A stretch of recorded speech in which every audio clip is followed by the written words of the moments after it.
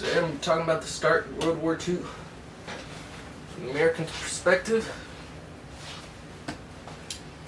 And if this video does well, I'll do the rest of World War I. Okay, so first we gotta start off with Archduke Franz Ferdinand,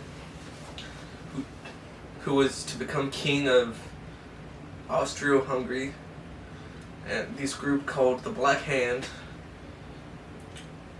decided to come together and go kill Archduke Ferdinand in like this really complicated way. Well, complicated series of events eventually led to him dying in front of a sandwich shop that one of them went to after their original attempt failed. They tried to shoot him, bomb him. Archduke Ferdinand gets away, goes to a sandwich shop because the driver made a wrong turn, so he's trying to turn around, go back to where he was going. But right here was the assassin, and while they were turning, he just walked up, went bam, and now Archduke Ferdinand's dead. Now Archduke Ferdinand was he was allies with Germany. And so the Germans got into his countryside, but the Russians was allies with the other country, the Serbs, Serbia. And, well, you know, only one of those two countries still exists, Serbia. And you got Austria and Hungary. And I'm just not going to explain any of that because that's too much for me.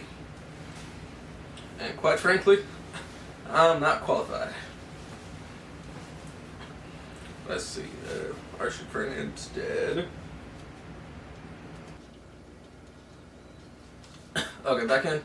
It says here that the Ottoman Empire was in trouble too, and that apparently had something to do with it. Declaration of war. Basically, all these other countries had this interconnected alliance web, and these other countries had like new guns, new weapons that they wanted to try. You know, you got poison gas, you got planes, bunch of new stuff that just hadn't been used in wars. So they were just like, okay, let's try it out. They thought balloons were a good idea. Those slow moving balloons, just, I mean, kind of a good idea for vantage point, but like, so really easy targets just stuck right there and you just go, whoa, oh no, oh no, ah! Yeah. Declaration of war. America invokes neutrality. They're like, I don't want to fight in that. That's a European war. You know, we really don't want to fight in that. And we'll get further into that in a little bit. Basically, they enact some laws of like,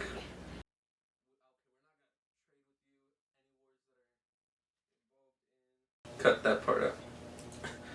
America invokes neutrality. They're like, I don't want to fight. It's a European war. There's a bunch of different sides and angles. We don't want to get involved in that. But America still wants that money from the war, so they're like, okay, I'm gonna be trading with Britain over here, and a little bit with these guys over here, you know. And Germany was like, oh, we don't like that, no more. So, you know, they start bombing the ships that America has, and America really doesn't like that. Yeah, but that's what's happening throughout the war, you know. America's trading with Britain, and later Germany bombs some of those ships. They're like, hey, you're breaking neutrality by trading with our enemies. Which kind of, probably, a little bit definitely, just a little bit. You know, they're definitely trading with Britain a lot more than Germany. You know, some Americans didn't quite agree with joining the side of Britain or Germany or any side. They're like, hey, we don't like the British. And others were like, we don't like the Germans. Because there was a bunch of German immigrants at the time, a bunch of Irish immigrants too. Both didn't like Britain at the time. The sinking of the Lusitania, May 1915. the Gore-McLemore Resolution, Germany, unrestricted submarine warfare, you know, the bombing. That started February, guess what year? 1917. And what year did we join the war? 1917. There was also the Zimmerman telegram. Zimmerman. Oh well, that's a little hard to say. Zimmerman telegram. Basically, they sent a telegram to Mexico. America's over here. Mexico's down here. To Mexico, and they were like, okay, if you attack America, we'll help you, and then you get a bunch of your land back. But Mexico was going through some stuff at the time, so they were like, nah. They told America. Also, the British intercepted this telegram, and they gave it to America. The Gore-McLemore Resolution, if passed, would have banned U.S. passengers from being on ships with ammunition, signs of anti-war joining. You know, that stopped people from going onto ships with American citizens going onto ships with, you know, ammunition, going to the war front, because they were afraid, reasonably, that if some Americans died, got bombed, the rest of America would be like, oh, we don't like the fact that they died. Example, the Lusitania. And just a bunch of people got mad, went, no, Germany, that is bad, no more. And so they went to war. I'm not getting into too much detail in the battles because that's another video. You know, probably should. But the war ended pretty soon afterwards. I think 1919, right? And basically America started being like, oh, you don't support the war, that's un-American, you say. I say, that's un-American. You know that? We have to give Liberty Bones and no more sauerkraut. It's literally Liberty cabbage, I say. Freedom fries. Whatever the Belgian waffles was. It's American waffles or whatever it's called. And there's the home front economy.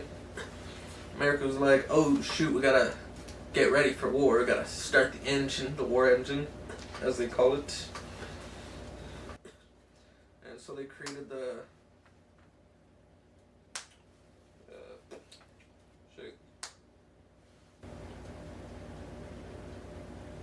they created multiple like boards to rationalize economy, war industry board, and Bahard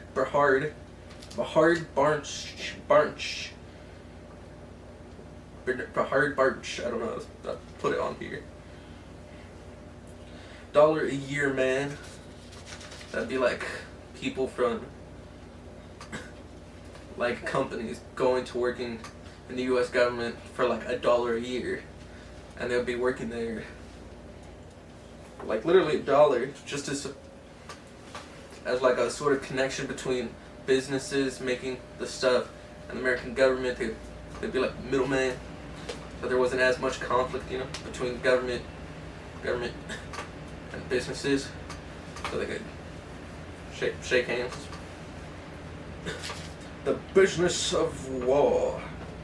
War and Labor, National War Labor Board, made in 1918, AFL membership. Agriculture grows because Europeans can't grow food during the war, so that's where we make most of our money. It's actually where we make most of our money now. We make so much food in America that we just sell it everywhere. That's why Americans are so... I got a bit of belly. Because we just have so much food, we have to sell it all. It's a little funny.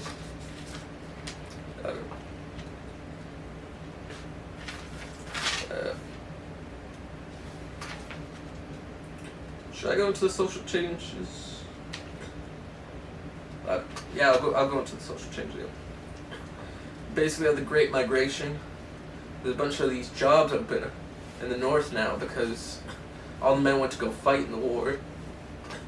So a bunch of the black people, since they can't join the military, they start being like, oh, there's a bunch of jobs in factories and stuff, so let's go Let's go over there. Go get paid. Go get money. Have a better life over there. Because they were still being, oppressed, so they're like, it can't be much worse over there. And there's actual jobs and money. There's the race riot, East St. Louis, Illinois. Black neighborhoods attacked. 400 African Americans died. Chicago, 1919. 15 whites and 23 blacks died. That one. Women and the war. Women's in the war, new opportunities and persistent discrimination. Those jobs needed in factories, so women start to go over there, get jobs, and then after the war, they're kind of phased out a little bit. Not very good. General Crew and the Committee on Public Information, April 1917. It's a board on basically kind of spreading information about the war, kind of spreading propaganda. 4 Minutemen and 100% Americanism. Whatever that means. Espionage Act of 1917. They were really worried about being sabotaged from the inside, so they would be like, loose lips, sink ships. That really famous poster that I really like. Put one right here. Repression in Action. American Protection League. Although, whatever that is, right here. Targets of repression. Germans and Irish immigrants were repressed because, we were fighting the Germans. And the Irish don't like the British. For many reasons. The IWWS. Industrial Workers of the World. Frank Little in Butto, Montana. That cannot be right. It says B-U-T-T-O. Butto. Butto. Eugene Debs and Victor Burgers, socialists. I have no idea what I think. Oh yeah, socialists were being repressed because we didn't like socialists. We were afraid of socialists having an uprising due to factory workers being upset, which just wasn't going to happen at any point in time. Role of the Supreme Court in upholding repression. Next, U.S. 1919, Debs versus USA 1919, Abraham versus U.S. 1919. Larger implications. Basically, they were anti-war, so their government repressed them. I think one of these dudes was being like, skip the draft. It's no good.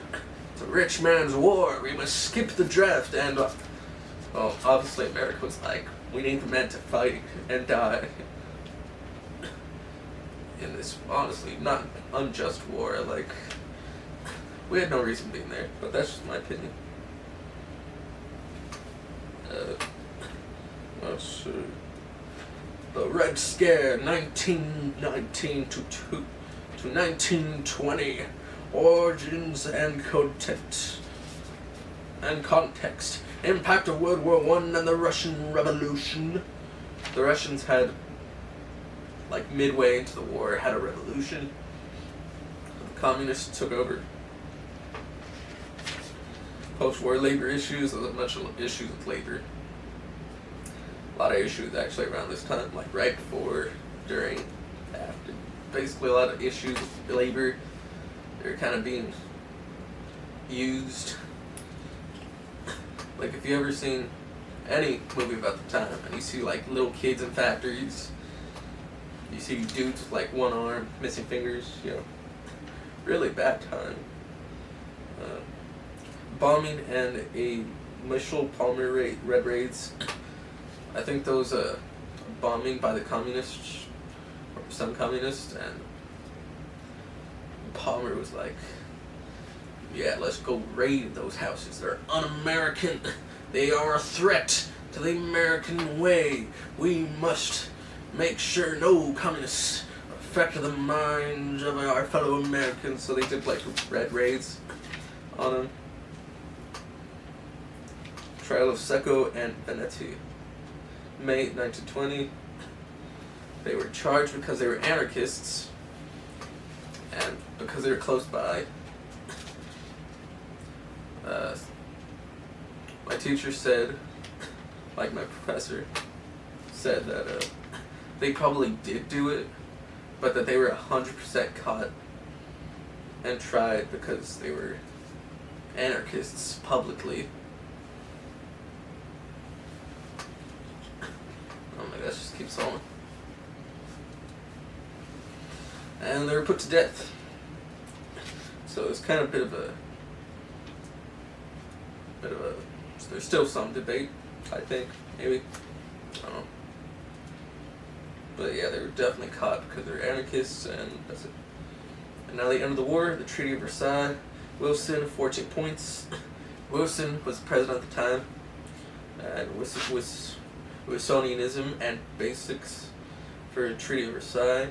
Articles of treaty, partisan politics, battle over the treaty, Henry Cabot large and strong reservation, Article 10, battle of trust. Okay, I really should have put this better. The trial of Sacco and Vahetzi, prohibition, immigration. Oh wait, no, this is after. Sorry guys, cut that. That's for like another video. That's after the war.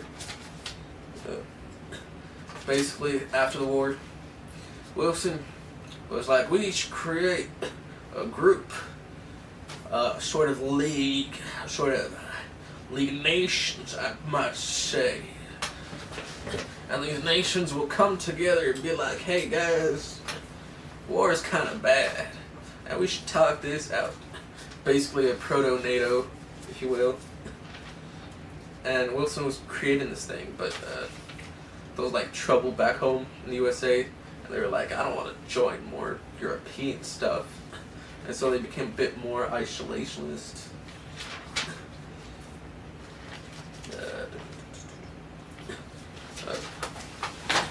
Alright, come back up. So basically, there's still, right afterwards, where the heck my head go? I want to switch out hats because this keeps smacking me. Alright, I'll be back.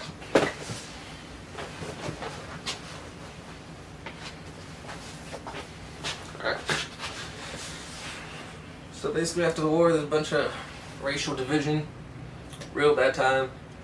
Would not want to be my skin color there. If you can't tell, I'm a little tanned. You know, haven't been outside a bit, so it's a little lighter than it used to be. Still red though. Actually, it's really red. Why are my hands so red? So basically, you wouldn't want to be non-white and non-American. You wouldn't want to be a foreigner. Basically, you'd want to be a Christian. If you weren't Christian, not a good time.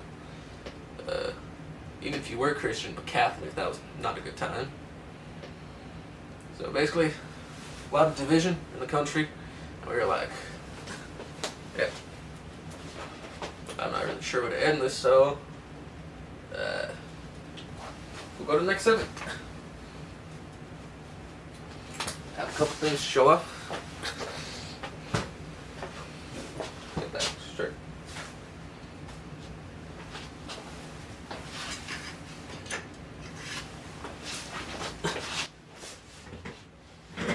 Can't tell, I really like robots. I really like Transformers too. So here's Shattered Glass. Ratchet. Got him in this cool little pose. His base just fell down right now, so I'm gonna prop him up right next to the camera. And this is